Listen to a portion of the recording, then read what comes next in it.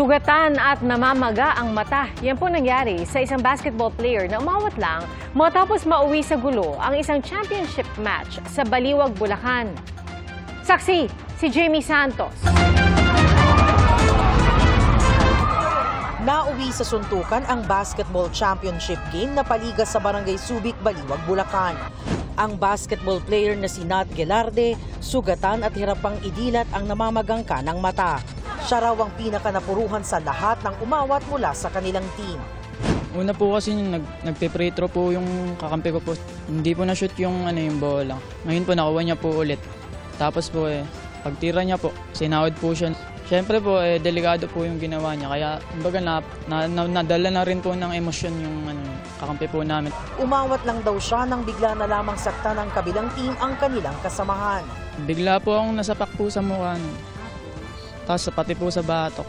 Tapos nung nasapak na po ako, napahiga po ako. Tapos po nung nakahiga po ako, madami pong tumatadyak sa akin.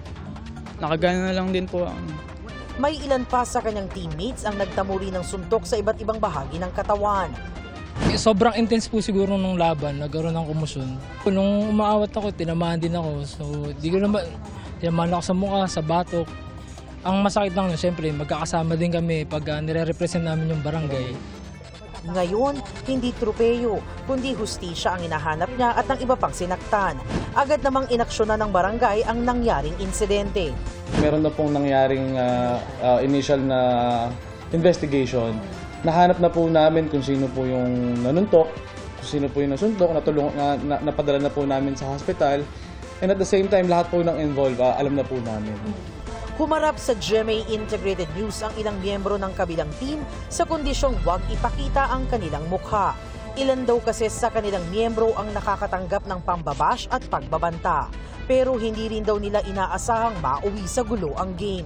Humihingi sila ng paumanhin sa kalabang team. Hindi na rin po na-control ng bawat players yung kanya-kanyang bugso ng damdamin, yung emotion po nila. Kaya po nauwi siguro sa ganun. Yung may nasaktan po, may kailangan pong bigyan ng gamot o tulong. Bukas naman po yung team namin. Para sa GMA Integrated News, ako si Jamie Santos, ang inyong saksi. Mga kapuso, maging una sa saksi. Mag-subscribe sa GMA Integrated News sa YouTube para sa iba't ibang balita.